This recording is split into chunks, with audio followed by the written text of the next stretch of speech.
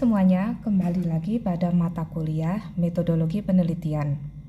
Sekarang kita lanjutkan materinya. Kemarin kita sudah mempelajari mengenai pengantar metode penelitian. Sekarang kita akan mempelajari mengenai perbedaan penelitian kualitatif dan penelitian kuantitatif. Jadi bisa Anda baca sendiri di sini. Silahkan untuk dibaca dan dipahami mengenai perbedaan pandangan penelitian kualitatif dan penelitian kuantitatif. Jadi seperti nanti atau yang belum kuliah tatap muka, silahkan nanti diperhatikan kuliah tatap mukanya. Di sini hanya ada ringkasannya. Jadi secara ringkas, penelitian kualitatif itu Anda bayangkan sebagai penelitian yang deskriptif, sedangkan penelitian kuantitatif itu terkait angka-angka. Nah, meskipun itu belum 100% menjelaskan, namun setidaknya Anda bisa mengkaitkan hal tersebut ya, sehingga Anda tidak lupa. Di sini banyak sekali istilah-istilah yang mungkin akan Anda lupa, tetapi kalau kalian mengkaitkan dengan kualitatif itu deskriptif, kemudian kuantitatif itu angka. Nah, nantinya kalian akan lebih mudah untuk menghafal atau memahami karakteristik yang lainnya. Memahami karakteristik penelitian tersebut, ya jangan lupa untuk membaca buku atau sumber lebih lanjut mengenai perbedaan antara penelitian kualitatif dan penelitian kuantitatif. Sekarang kita akan membahas mengenai data dalam penelitian seni. Di sini ada data berupa intraestetik, yaitu data yang berkenaan dengan fisik karya seni, seperti bentuk, struktur, warna, garis, dan tekstur. Jadi data yang ada dalam seni itu sendiri gitu ya. Misalnya cahaya dalam suatu foto atau gelap terang dalam suatu foto itu namanya data intraestetik. Nah, datanya itu berupa karya seni itu sendiri. Intra itu berarti di dalam karya seni, jangan lupa. Kemudian di sini ada data ekstra estetik. Kalau tadi intra itu data di dalam karya seni, berarti ekstra estetik itu adalah data di luar karya seni. Apa saja data itu? Yaitu data mengenai latar yang turut membentuk sebuah karya seni ya. Contohnya adalah data ekstra estetik itu contohnya adalah seniman, kemudian penikmat seni atau masyarakat yang terlibat, lingkungan alam, lingkungan fisik, sosial, dan budaya. Jadi ketika Anda ingin mewawancarai masyarakat yang menikmati seni misalnya, nah itu merupakan data ekstra estetik atau lingkungan fisik, sosial, budaya yang mempengaruhi seniman dalam membuat karya tersebut, itu dinamakan sebagai data ekstra estetik. Nah, setelah kita mengetahui jenis-jenis datanya yang tadi ada intraestetik dan ekstra estetik, tentu sekarang kita akan bertanya bagaimana cara mengumpulkan datanya. Sekarang kita akan tentu saja fokus pada pengumpulan data di penelitian kualitatif ya. Jadi nanti tentu akan berbeda dengan pengumpulan data pada penelitian kuantitatif. Sekarang yang pertama itu ada metode observasi.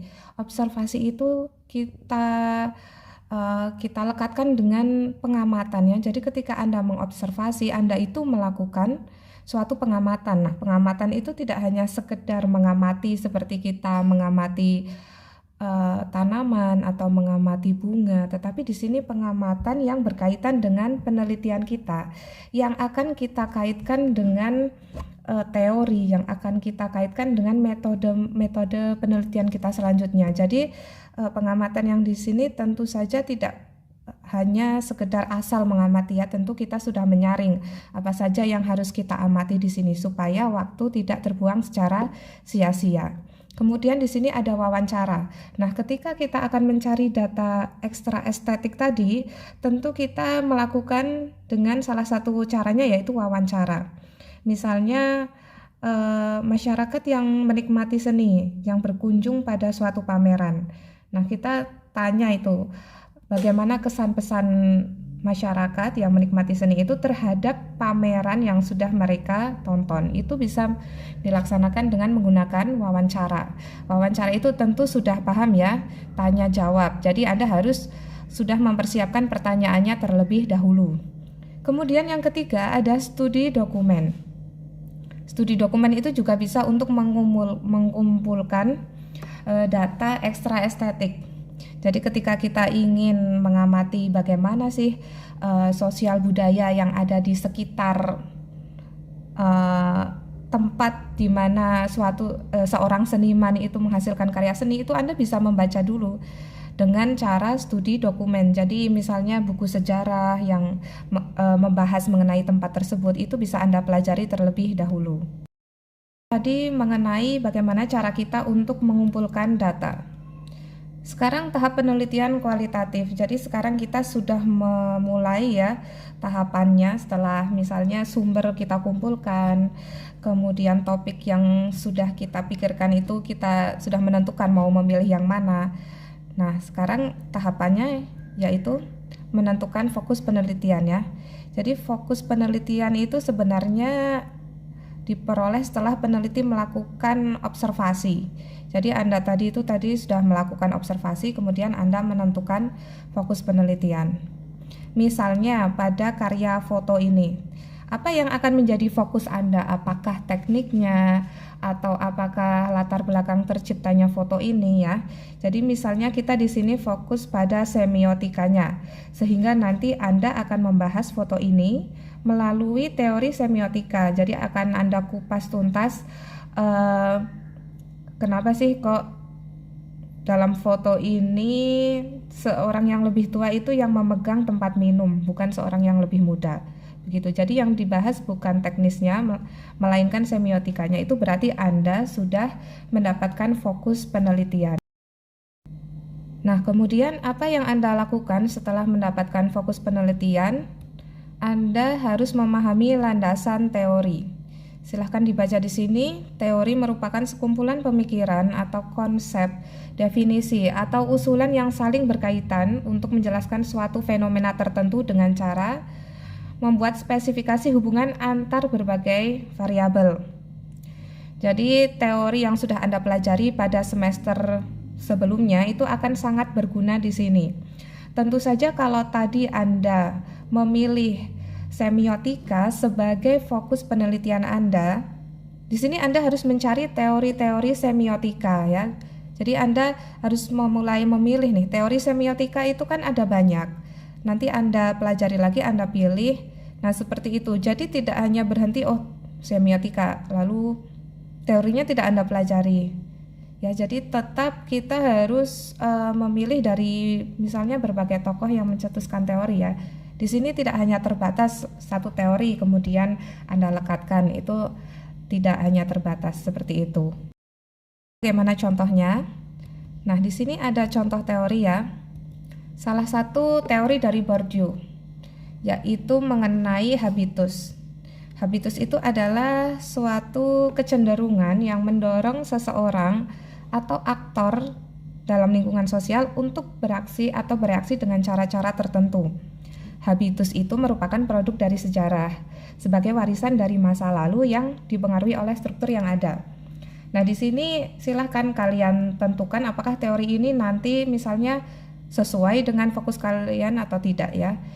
Jadi misalnya tadi fokusnya itu mengenai semiotika, silahkan cari teori yang paling cocok untuk fokus Anda sekalian. Jadi belum tentu meskipun sama-sama teori semiotika tetapi cocok untuk fokus penelitian Anda.